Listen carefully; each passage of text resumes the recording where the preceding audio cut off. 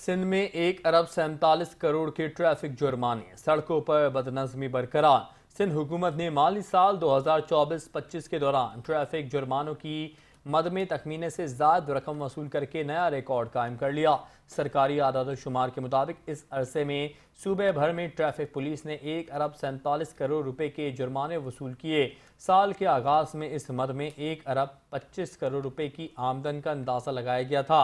हुक्काम का कहना है कि आइंदा माली साल 2025-26 के लिए ट्रैफिक जुर्मानों से 1 अरब 72 करोड़ रुपए आमदन का हदफ रखा गया है, जो गुज़श्ता बरसों की निस्बत नुमाया इजाफा है। दूसरी जानिब शहरियों का कहना है कि ट्रैफिक चालानों की बड़ी तादाद खुसूसन कराची से की जाती है, जहां जुर्माने और नजरानों की मद में अरबों रुपए की रकम शहरियों पर इजाफी माली बोझ बन चुकी है।